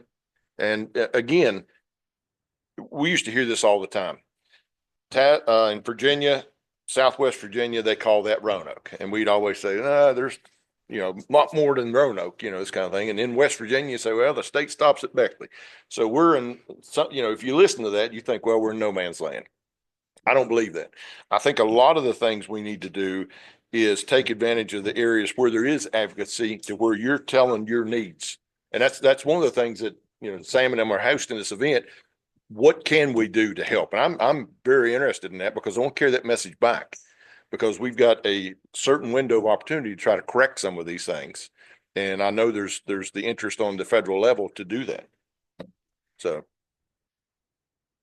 I think some of the frustration comes from, every 4 years, there's a new cycle of, I guess 5 years ago, there was an R&D tax credit that was, a huge help to us. And now they've done away with that. They bring it back. That's like a lot of money that could go towards, some of the losses we've had in the past years, or, whatever that can be used for. And that going from year to year and it changing every 4 years, and then the percentages of that R&D changing is just super infuriating, just to try and keep track of them, along with the tariffs. I mean, we had something coming from China that, we ordered it, it was 30% tariff rate. And if it had landed a week early, it would have been 90%. But we got lucky, it's back at 30. But if that 90% hits, I mean, you can't afford to put that into your machinery that you're selling. It's just not profitable. So the jumping around, I mean, I don't know, Jim, if you can fix that, I'll give you a firm handshake. But that's just kind of the maddening part about it. I can't fix it, but I can advocate, because what I want to do is carry that message back. And that's part of the reason for today, and even follow up. You each of you have my email address, and I've gave that out. Matter of fact, Kelly and I was at Pittsburgh. Kelly Hunt, who's the district director there, they had an event that we participated in, because they're hosting the next year's NFL draft. They're getting ready for businesses. They're expecting, just huge boom for that area. So they're planning ahead. I did not realize the economic impact of having the NFL draft. You need to get the draft down here, and but they're planning ahead, and that's part of what they're doing, is working and have an open dialogue. We in our country, we got to where we were too politically correct and we couldn't have an honest conversation. And I think we need to get back to where we respectfully talk to each other openly as far as what are your needs. And a lot of times with government, the government is horrible for assuming we know what your needs are. And we guessing what your needs are, but we don't listen as well as we should. Does that make sense? And so today, for me, is, if nothing else, is a listening tour, and other folks that are online. I know all of the folks that's participated today, and I know they care. You all, and shame on me, because I didn't reach out to y'all before. It took me 35 years of my career to figure that out. So my dad told me he wanted to teach me something, so I wasn't done my whole life. So I guess I'm still learning. Agree with the sentiment. I haven't gone as far as you have, but you know, I'm invited at everyone, everything that I come to like this, we're invited and encouraged the federal contractor. And we do some DoD work, but we have to do it as a second or a third party. And it's, you know, there is a lot of work there, but the barriers to entry for a company my size, it will preach to that we should be the ones that are supplying to the state and federal government. And you know, I don't have $100,000 and 2 extra people to figure out the contracts to, I mean, I'm a board member for Gen Edge, and I hope it's still around after July 1st. I'm not certain that it will be, or at least in the same form. But they did help me with some of the server issues that we're talking about, but still, I think I had about 30,000 out of pocket, and Gen Edge had about 70,000 into it, or something like that. Same here. I mean, Gen Edge helped us tremendously to get through that, and we're just at the very bottom level, and it's we never got there. For the other folks in the room and the ones on the call, Gen Edge is the MEP in Virginia. West Virginia's is through WVU. So, and they call it something other than MEP. It's industrial. Yeah. Okay. That is one last thing that I might say about that, and maybe it's off topic a little bit, but MEP funding for Virginia and West Virginia, as far as I know from the federal side, is on hold. It has not been issued. It's supposed to have been issued by May 1st, saying they know better than I do, but I believe it's supposed to have been issued by May 1st. That's the vast majority of the funding for Virginia's MEP. I've used Gen Edge significantly, not just in my personal company, but when I was the president of a larger company in Virginia prior to owning my own. We used to, that's where I first met Sam, probably 25 years ago. Gen Edge is any MEP, any state MEP is a huge part of what actually helps them. And we're getting ready to likely lose that. So not 100% sure why or where or what the misunderstanding is from this administration as to why the MEPs aren't being funded, but it appears that they're not going to get their funding. I think there's discussions. Now, it's not at my level, but there are discussions. So just hang on. Let's see what plays out with that. I know there's some discussions because personally, I cannot believe that the United States would push for Made in America and then not have resources to assist Made in America. Okay, so just hang on with some of the things that's going on, because there are, pick out the SBDC. The SBDC I'm a fan of the SBDC, but not all SBDCs are equal and things like that. So I think there's some tweaking and adjusting and things like that. I think part of the president's budget is for y'all to increase. Now, whether that comes about or not, I'm not for sure. So I think there's going to be some things working back and forth. I do encourage you to reach out to your elected officials and also with Elmo as the regional advocate and tell them what your needs are. And a lot of times people say, well, they'll never listen. You'd be surprised. You'd be surprised who is actually listening. Jim, if I may, I would like to interject and just note that SBA has the red tape hotline that is live. So if anyone has any concerns or anything on some federal regulations or something comes up that you don't think about today, just know that you can reach out by calling that hotline, and I dropped that in the chat as well. It has both a phone number and an email, and you just press option 3. I think the head of Office of Field Operations said the maximum wait that she knew of so far was about 3 minutes. So that's great to have that resource. Thinking in terms of MEP and MEP services, what types of MEP services specifically do you think could be most beneficial to your businesses? Is it training related? Is it related to process improvement? Obviously, cybersecurity is a big one. What types of services, MEP related services, do you think could add value to your business? Sam, can you check to make sure that everybody online can hear your voice? Can everybody online hear me? Yes, sometimes the audience is muffled, but we can hear you. Okay, that's correct. Do you have that other mic you could lay? There's one. Oh, here you go. Well, no wonder. Is that what you wanna? Just leave it laying there on the table, that way we can. I think I can talk well enough, I think they're gonna hear me. It's coming. Does anybody want to share what those services might look like? I can speak to services that we've used. Okay. That have been helpful, like I said, the cybersecurity, server development. We've used services for our different quality programs, whether it be the changes to ISO 9001 or any of the automotive TS standards. Gen Edge has been supportive in third-party training and development of those. Internal training, continuous improvement. We sent Mike Levy and a team of a few others in to help try to track our flow through our facility from order intake through delivery and optimize those services, and all of them were helpful.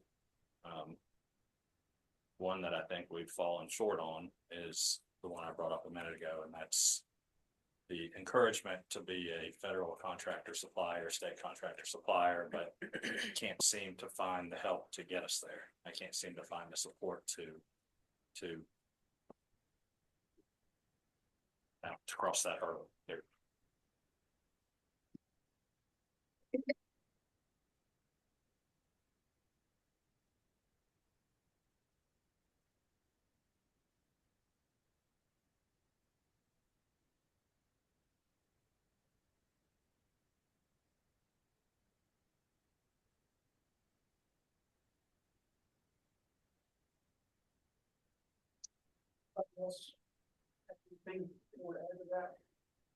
No, I mean, we're kind of in that same boat that Matthew was talking about, so.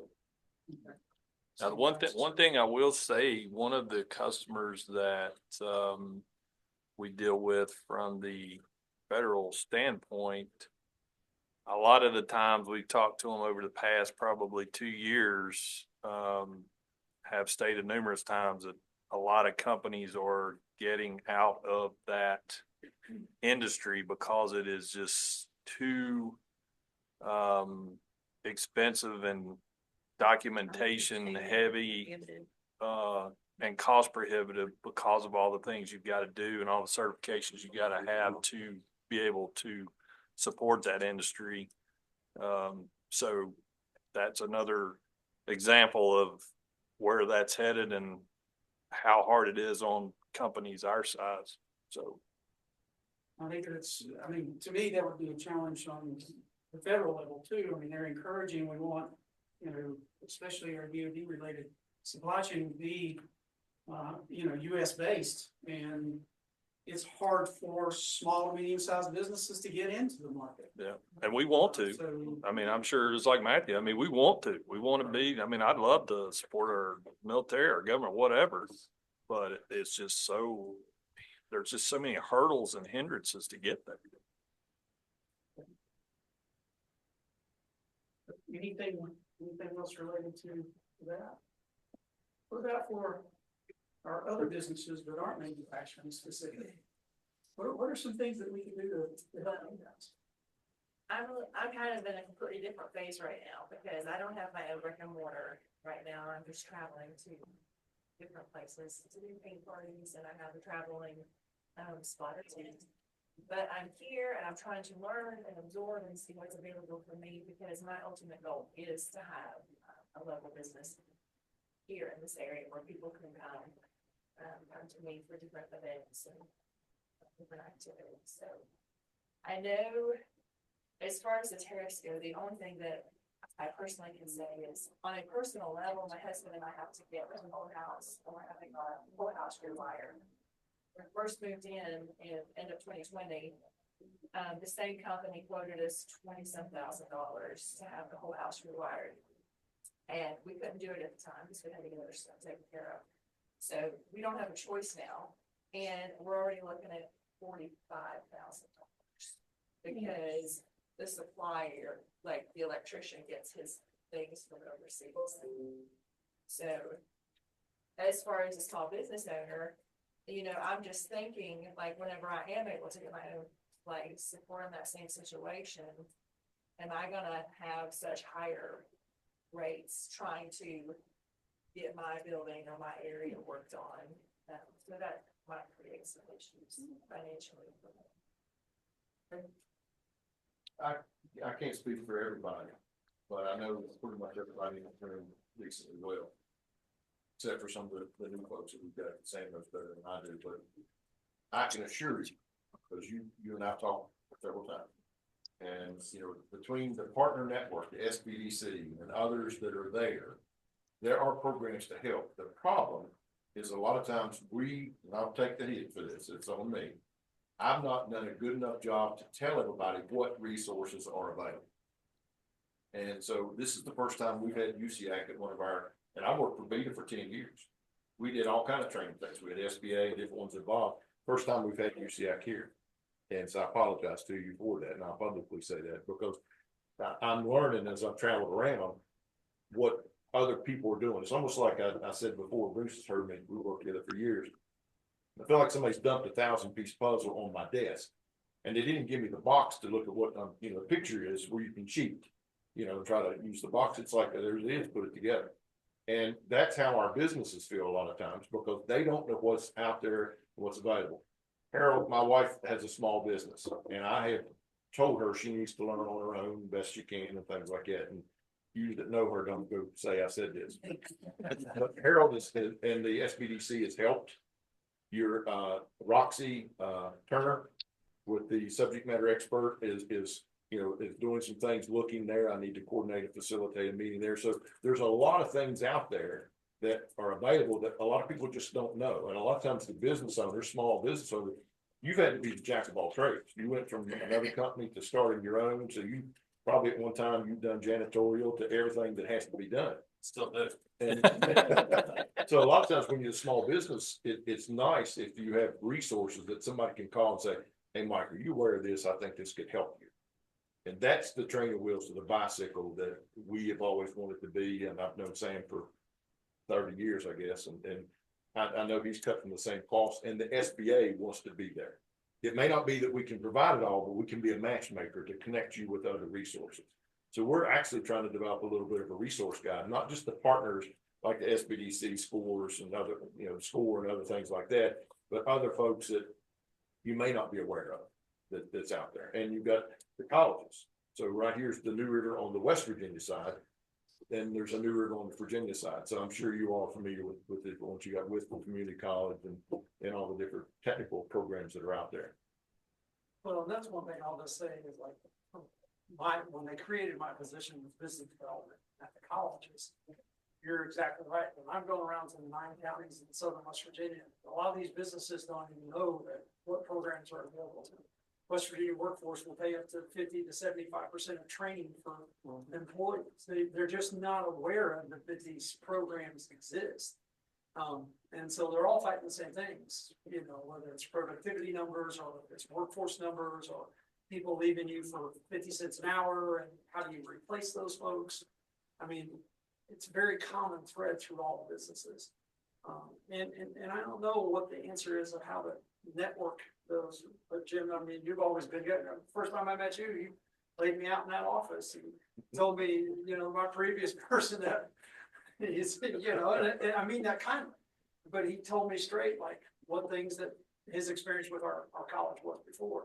And so we've really tried to make a difference of trying to get in and providing not only the education, but services that are needed for not only for employers looking into the future workforce, but what their current workforce needs.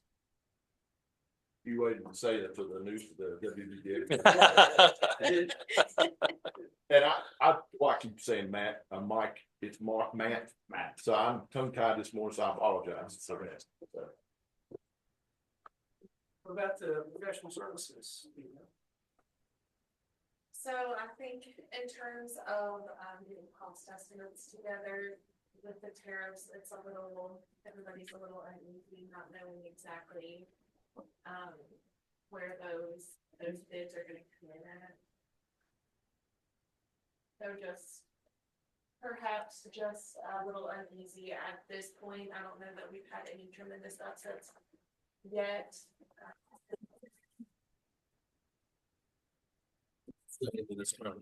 Oh. Just now after you've been finished. Sorry. How about if Bruce tells me a little bit about what CART does? Yeah. Because everybody's probably looking at who is this Well- guy right here beside me? All right, so CART is the Center for Applied Research and Technology in Bluefield. And we're product development engineers and assist small businesses in bringing products to market. And as luck would have it, this is an example, this triptych poster of coal-derived building components. And before I forget, to pick up on your comment, this project was affected by the research and experimentation tax code. I guess from the 1950s up through a recent year, you could amortize cost of research in that single year. And now I think you have to spread it over a 6th year. This has a chilling effect on the development of experimental, more high risk type products. And so unfortunately, I know that it's IRS section 174. I shouldn't know anything like that, but I had to learn. But this project developed with partners in Florida. XMAT is in the Orlando area. The EERC that you see there is North Dakota.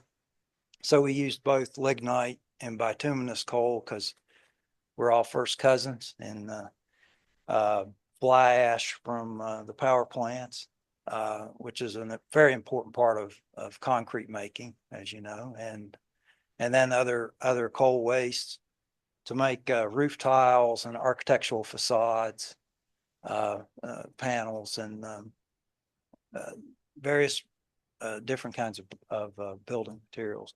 That project has gone through several phases and is into a phase 3. The partners are Core Natural Resources and the groups that you see here.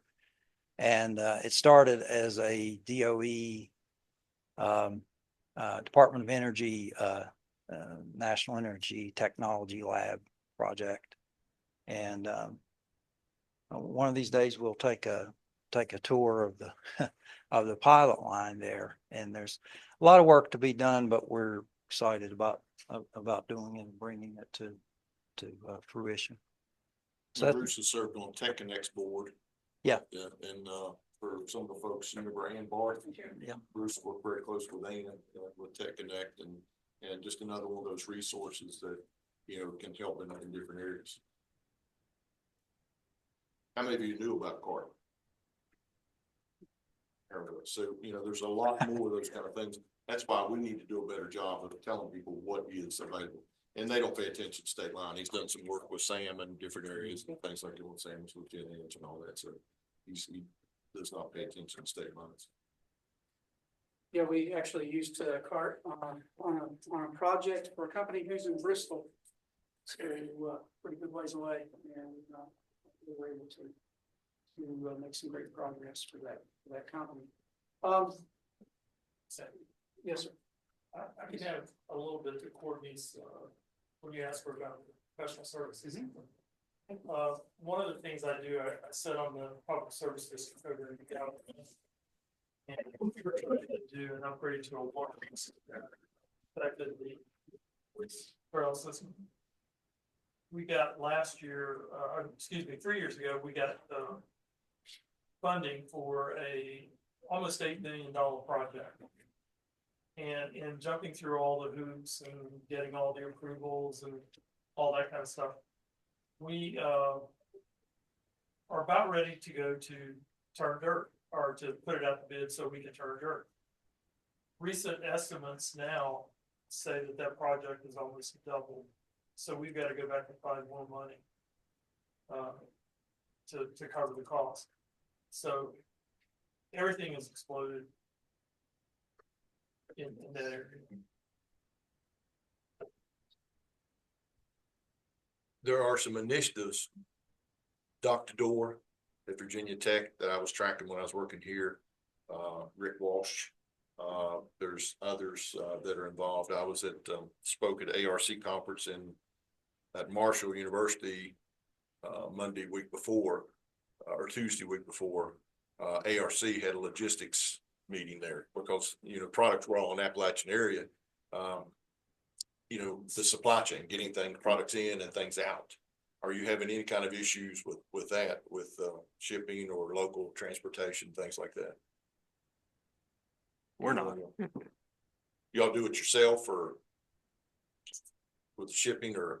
It's kind of a mix for us. Yeah. Can be customer dictated or Okay. we. For the most part, our customers arrange their own transportation or they give us access to whatever negotiated contract they have with the shipper. And we do it on their behalf. Okay.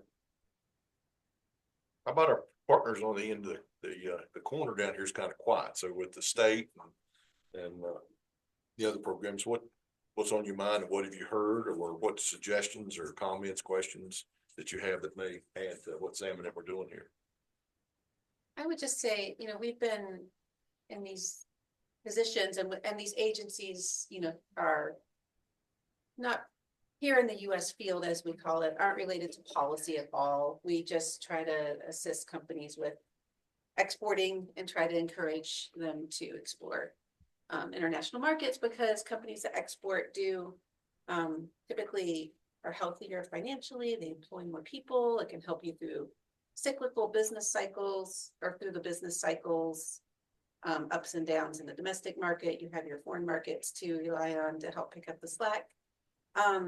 We just see it a way as diversifying your customer base and your business. So really, we'd love to see more companies be proactive exporters. When you're talking about like what's the biggest hurdle businesses may be up against, we're 100% company facing, really. We're one of the few federal agencies that are really working direct with business, in addition to SBA, of course. But we hear a lot about like just not having the bandwidth maybe to explore exporting as an option. And we along with our state partner try to kind of outsource that for the company a little bit. We hear a lot about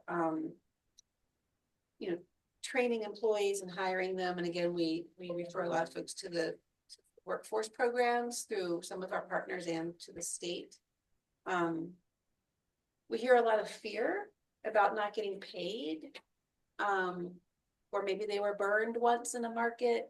So we try to help mitigate risk through due diligence and also recommending credit receivables insurance through SBA and our other financial sister agency, which is EXIM, EXIM. They also have a lot of programs and protections for small business. So all that to say, these programs have been around for a long time. And they change a bit from time to time, but really, this business assistance, I think it's here. We don't really get to advertise because we're federal. So it's events like this and word of mouth that allows us to get out and meet companies. So if you all know anybody also who would be interested in exporting, we would love to talk with them. I know we also have other economic development partners that have developed some pretty innovative programs that we work with, and Anybay in particular has worked closely with the group. This model could maybe be replicated around the country, around the state. You want to tell them a little bit about Advantage Valley? Yes, sure. And that kind of ties back to the Appalachian Regional Commission and what they're trying to do in Appalachia. So the Rural Export Center, it's relatively new to the commercial service, and I'm going to tie it back to Advantage Valley and ARC, but I believe that the market research that we provide to rural businesses it makes a lot of sense to start all that exploration that Leslie just described, because you kind of start from scratch and you don't have to be new to exporting to map out your opportunity around the world. It can be experienced as well. We work with all kinds.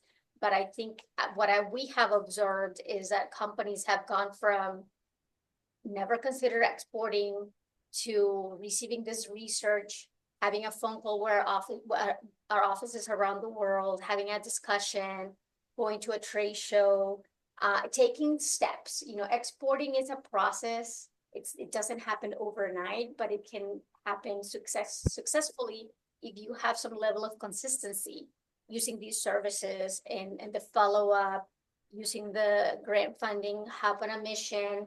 Maybe your first trip to Sao Paulo, Brazil is just one of 3 trips that you need to do.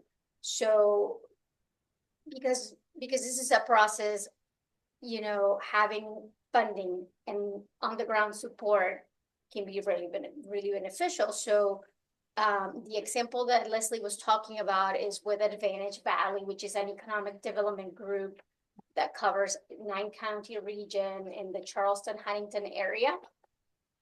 Around the Huntington and Charleston area, it's 9 counties. They have put together a program that has, I would say like 8 years now, that has been really successful using grant funding. And the recent round of funding that they received was through the Appalachian Regional Commission. And although their scope provides a lot more than export assistance, that's like their newest addition. They provide a great variety of business assistance and financial assistance for technical services and economic gardening, and they help fund economic development reps. I feel like now I'm like looking at BETA as something that you guys could recreate. But just by having a conversation similar to what we're having now, they were in the middle of writing this grant proposal to ARC, which if you're not familiar with the priorities of ARC, it includes business, helping Appalachian businesses grow, and, you know, along with helping develop tourism and, you know, education and infrastructure. So Advantage Valley, you know, heard about our export assistance, particularly what the Rural Export Center offers, and they said, we want to include that in our grant proposal. So fast forward to now, it kicked off in January. They offer up to $5,000 for businesses in that region, which includes Jackson County, by the way. I was noticing on the website you have a location in Millwood. To use, you know, obtain market research or really any commercial service that's available, customized. Our services are only fee-based if it's customized to your product. So we have the STEP funding, which offers, you know, Gabby said up to $15,000. Advantage Valley is offering up to $5,000. So, you know, it's pretty new when it comes to the export assistance portion, but it's something that could be recreated, you know, as long as you can apply for ARC funding, right? So, but yeah, we'd love to talk to you about that. If I could just say a word, just echoing what's been said, is that, you know, from the SBA perspective, one of our roles is actually, you know, to educate both the bank or the lender and the small business, and trying to identify an opportunity for a company that's, you know, might be interested in export, and how can we take it that step? How can we take the next step? And that's where we work with our resource partners, you know, the ones that are in the room. And again, that statistic that I mentioned early on is that 95% of consumers live outside the United States. That's a good number. And like Leslie said, you know, it's the balance. You know, your domestic sales might be down a little bit, but your export sales probably could do, you know, grow, and you basically might make more money on the export side. So, and it's just, and like Jim said, you know, a lot out there is unknown, even though we're here, you know. So, you know, use us and abuse us, and ask questions. There's never a wrong question. And it's really interesting how I see West Virginia, I see Pennsylvania, and, two different markets, but West Virginia is very strong. Maybe, it's a smaller market, but it's very strong on the export side. I was at an event a couple of weeks ago in Wheeling, and it was dynamite. So, but anyway, I'd take advantage of what you see in the room. Ed, is Kelly still on the line? I can double check for you. If you don't Yes, mind. I'm on. Oh, there's Kelly. There's Kelly. Yes. Kelly, tell them just briefly about your award winners, the SBA award winners in your area in Pittsburgh. And if Karen's still on, Karen, you go next, because a lot of times people may think, well, all the SBA is just about manufacturing. Now, that's important, but tell them just briefly about your award winners. And Karen, if you're there, you do the same, please. Sure. Our Pennsylvania state winner, hold on one second, let me move this screen over. Our Pennsylvania state winner for our Small Business Person of the Year was a woman named Cherie Thomas of SB Thomas and Associates, and she has a construction management firm that is managing very large contracts globally, actually, for the U.S. Air Force, and then a lot of projects locally. She has transportation management, housing management, all types of different management of projects. And she was our state winner who represented Pennsylvania at the White House or in Washington, D.C. For National Small Business Week. Our two other winners that every state is different and every district recognizes different winners, but we also have a veteran small business of the year, a veteran-owned small business of the year that we recognize. And that business is actually a service business. And their motto is veterans helping veterans to help businesses. And that winner there, Ken King, who is a retired colonel in the U.S. Army, had seen the statistics, the 22 a day statistic of 22 veterans a day that commit suicide. And that bothered him so much that it encouraged him to start a business to employ veterans and to provide a work environment for veterans who could go out and help businesses. And so they are actually a service provider. They offer all kind of different training courses, over 40 training courses. And he uses veterans to teach these classes to corporate America. And so it's a great model that is helping, veterans to find employment and to, actually impact the corporate world. And then our third winner that we recognize here in Western Pennsylvania was our exporter of the year. And that company is a small business called Wall Firma Incorporated, and they make waterproofing products for like basements and construction products. And they were our exporter of the year. Over 40% of their materials are sold globally. So they at one time were in some of the big box stores here in the United States, but since then have been taken out of those big box stores. They lost those contracts and they really hit hard in the global market, especially in Central America and South America, where they are, selling their products great. And they're actually manufacturing, and their global headquarters are located here in Western Pennsylvania. So they're actually manufacturing the product of this waterproofing chemicals that they're selling overseas. So 3 very diverse businesses, some with a manufacturing touch, but for the most part, businesses that are, very diverse and very different. Thanks, Kelly. Sure.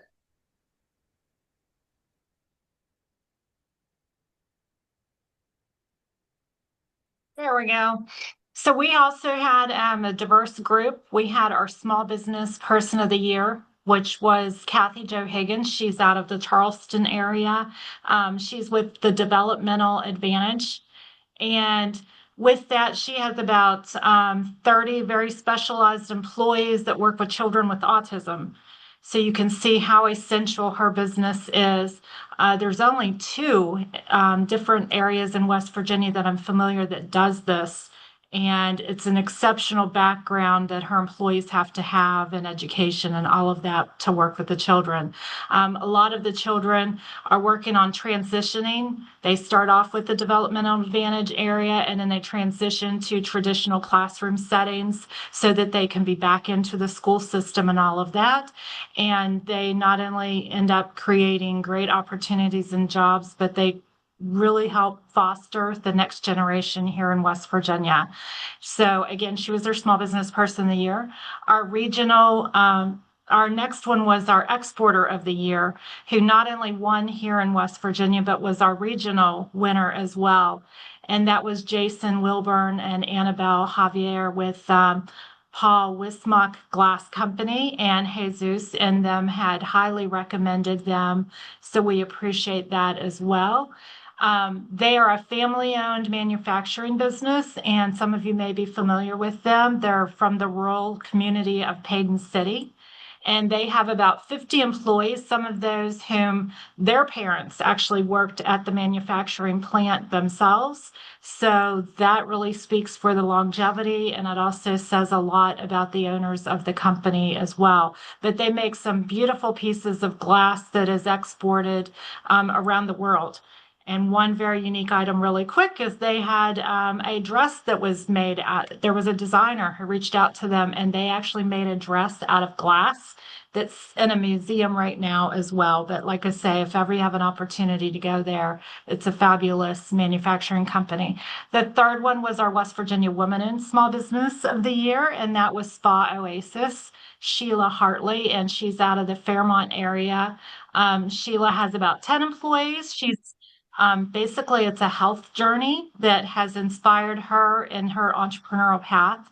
And she kind of threw her entire life savings into her dream. So she had a dream, she went for it, and she put everything into it.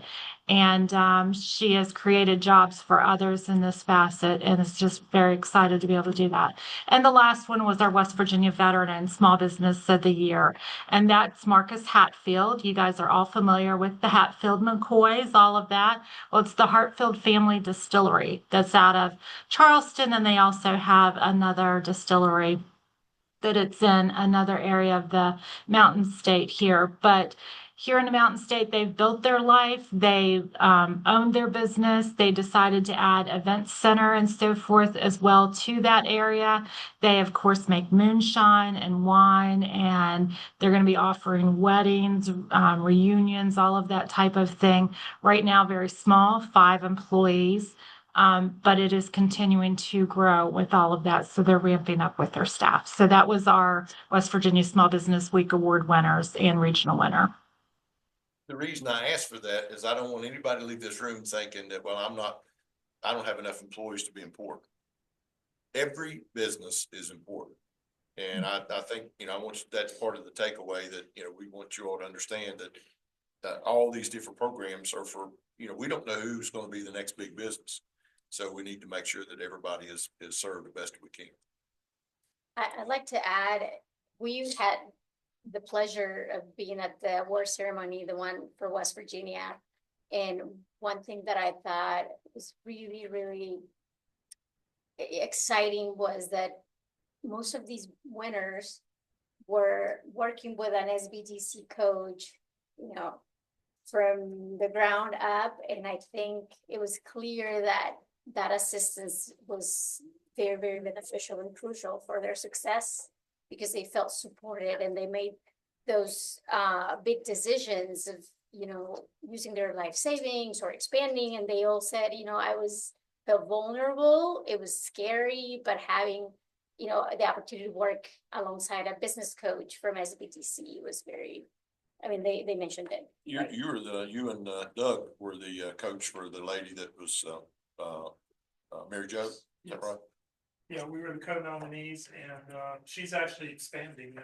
She's either going to buy her own building or she's looking for space to build her own building and expand, probably double in size. Who is the SBDC that covers there? Is it out of Southwest or is it one out of Whitfield? It's out of Galax. Galax, okay. Yeah, I went to the event as well, and it was an awesome event. let's shift gears a little bit. We have about 15 minutes left. Let's talk about labor force. Is labor force still a challenge? And let's talk a little bit about what that means. Whenever I say challenge. You want to start off by sharing a little bit? So I work in with a fabrication shop, and you get, you know, more uneducated or high school educated welders, painters, sandblasters, and it's more you go through about 10 to find one good one, and you know, it's the availability to find them. You know, I work with a bunch of older guys, and they're always talking, I have a stack of resumes this tall in my office, and that's just not the case anymore. It's hard to find people who want to work, and especially work more than 40 hours a week, and it's hard to retain them, especially at the rates that, you know, they can go to McDonald's and make, you know, $14 an hour. That's tough to compete with. So it's tough. And then if you do manage to find them and schedule an interview, they don't show up. True. Yeah. Are there programs that you would recommend? For example, I found out about a program in Philadelphia area that is a Catholic high school that has got like an apprenticeship program that they've got kids graduating going in making 50,000 a year in some place. And that's a different market. You know, Philadelphia is quite a bit different. And, but are there good training programs out there that we should focus on?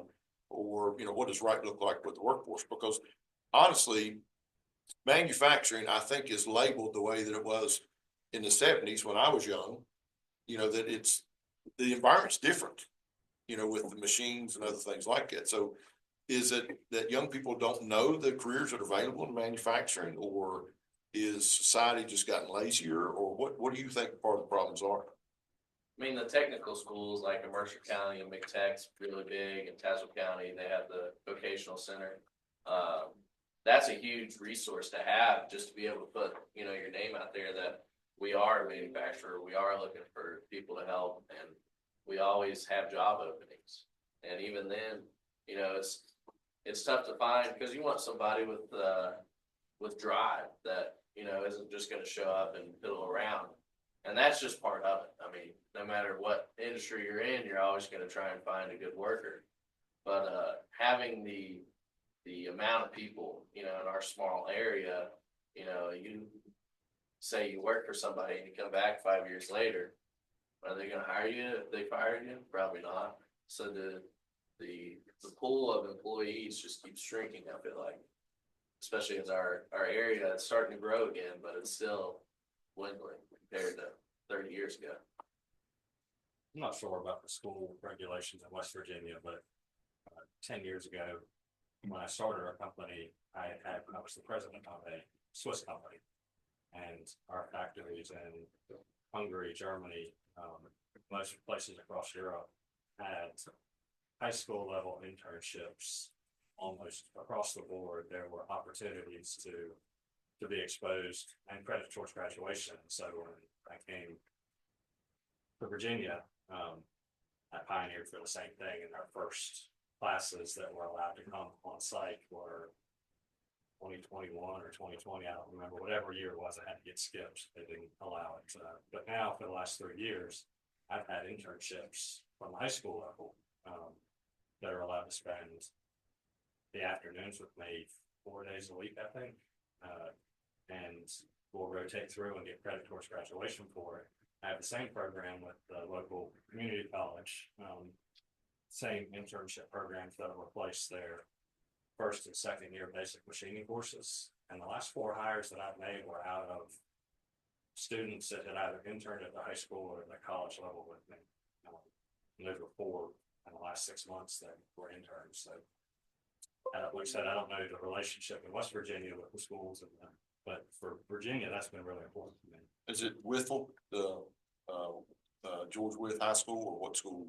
No, this is across the state. So this was a Department of Education, Department of Labor that I worked with. So it's been 10 years ago, and I had to create these 13 different career paths. So it's not just manufacturing; it could be anything from healthcare engineering, I was just talking about my oldest son graduates on Friday and he got into Virginia Tech School of Engineering, but he was able to do internships his junior and senior year.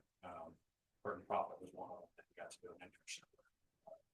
And that gave him credit towards graduation and towards the career path he wanted to be on. So it could be accounting, remember the 13 career paths within accounting, there's lots of different career paths, and that allows the students 16 years of age or older on site to your facility. The college was always there, but never formal. And so we were able to formalize that as part of their, as long as we checked the boxes on what we were teaching them. They would have the same experience. Like I said, that's got a real benefit to helping the workforce. We also do tours twice a year, and Sam, who organized those tours? This most recent one was it the Southwest Alliance Manufacturing Plan? I believe it was, and it's the manufacturing excellence. Yes. And they have healthcare excellence, and they have, so there's different pods, but manufacturing excellence was one where it was I believe a 12-week course for the students where they, these were high school students from Grayson County and Carroll County, Wythe County. I don't think Smith County was in it. Blaine County was. And each week they would take a tour of a different manufacturing facility, and whether that be Gatorade and seeing the automation in the beverage industry, or us with our CNC and programming, designing. And I think that helps get the students, any program that you can get the students on site to see today's technology and get their mind away from, granddad working at a factory. They assume that, I think a lot of the younger students assume that a factory is some dirty old place that has no technology, that isn't, doesn't have high paying jobs, and that's just not the case. There's all levels, but we participate. Our company participates in the wage and benefit survey for Southwest Virginia, and we're consistently in the top 10%. So there's a lot of good jobs to be had. You just have to get them in there to see it. Yeah, I think a lot of challenges that I've seen working with different businesses across the state, a lot of it has to do with the particular community you're in, and how that community embraces things like we're talking about. One of the projects that is still ongoing, that should be wrapping up very soon through BIMEG, is the Talent Pathways Initiative, right? And it's pulling both the educators and the manufacturers together and identifying the gaps and working together to come up with solutions to help fill those gaps. So that when individuals do come out of high school, out of college, whatever training they're in, they are prepared to enter the workforce. And I brought up labor force specifically because every business I've talked to, with the exception of just a very few, that is their number one challenge. Getting people to show up to work. When you have 20% of your workforce not showing up in one day, how is that impacting your overall production? It's significant. So I think hiring is actually, they're hiring 20% more than they need, just so they can get that, what they need to actually show up. So any other comments related to labor force? Well, just with the state here, we had 12 high school students from Mercer County graduate with their associate degree before they even graduated from high school from New River this past Sunday. And that's directly to a pilot program coming from the state on dual enrollment. And these students got an associate's degree, 60 hours, completely paid for, debt-free, that has pathways if they want to continue to go on to four-year institutions. And that's a big part of it, is the CTCs and the four-year institutions creating these pathways where these credits will transfer and let them go on, or they can go right into the workforce. So that's, that number of students that went through our own counties last year from 385 dual credit high school students. To this year, we had 780 taking advantage of that. But I think one, we got to educate parents and educate the businesses that we do have these pathways. We do have these programs that do exist for juniors and seniors in high school right now for them to be able to get, technical education, or any kind of education that will help you when you go through, instead of hiring 10, you only find one. So I think there's a lot of things that we can do there, but the businesses have got to know that these exist. And I take the time to tell the students, and this is just something for them to take back.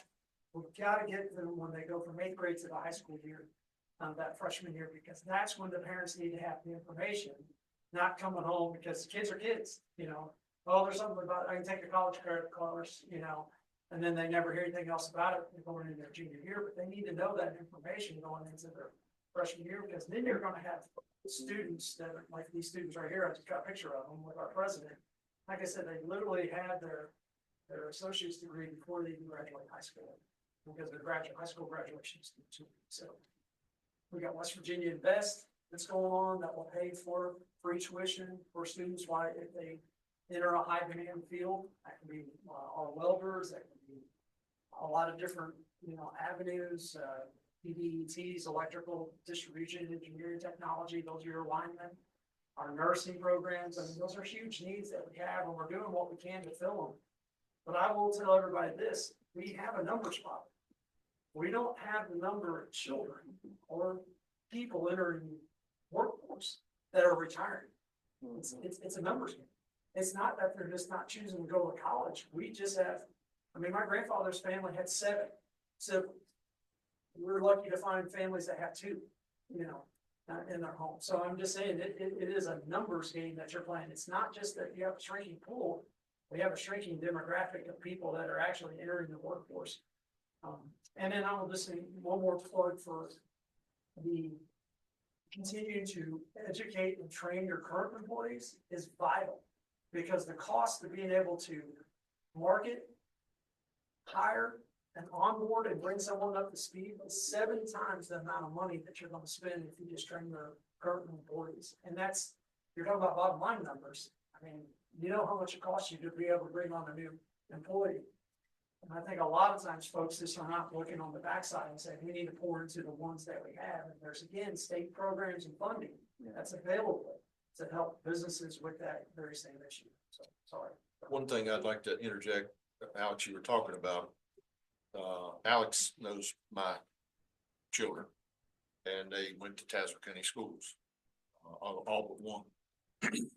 Tazewell County 15 years ago or so canceled the HVAC program because they didn't think it was a demand. So not all technical education centers are equal. We'll say Mercer County's is pretty strong. They actually have a class for journeyman's electricians for adult education. They had 100% pass rate 2 years ago. I've taken a couple of their with one of my sons. We just took electrical class just to compete with each other just to see. They give you something to do and you'd have to go in and do it. And we'd see who was do it right and do it first. But not all technical education centers are the same. So you all need to look as employers, which ones actually are maybe producing more of what you're looking for. And don't pay attention to that state line, because Mercer County's they've got a good program there. And I can't speak for others, but I spent time there. I spent time in others. I think that finding that right pipeline, because I don't know that Tazewell County ever had a back HVAC, but I guarantee you it's a demand occupation, because you call the furnace man or somebody else like that, you can't get them to come out for a couple of weeks, and other things. So really look at what are the programs. Just because somebody's going to the Career and Technical or Technical Education Center, they may or may not be exposed to this. You would think it was universal, but they're different. They don't teach all the same things. For example, James Monroe down in Peterstown area, they actually have a meat processing class because there's a lot of farmers there. And I thought, man, that's pretty neat. So I've spent some time in the career and technical centers trying to understand what are the products they're creating. Education to me is giving somebody the skills to get a job. And so looking at some of these different programs. So that may be something that you want to take a look at. Well, we actually are right at 11, and I appreciate everybody being here, their time. I know it's valuable Appreciate all of those who participated online. Jim, thank you so much for being here. You have a few words you want to say before we part? My email is james.spencer@sba.gov, and will make sure that's in. Any suggestions, comments, questions, whatever, anything we can do, please let us know. We do care, and I know that's coming from the top down because we are constantly being asked for success stories. I'd like to know more about your manufacturing companies and things like that. So I think this is the first of more to come. But again, take us up on the offer. Let us help you with what we can with our partners, and thank everybody for being involved. And again, I apologize to you all again for not having you. I didn't bring you in when I was with Beta. Sam's got you in here now, so he filled the gap that I was messing up on. But if we can help, please let us know. I think that does it for today. Thank you so much for being here and for participating. Thank you.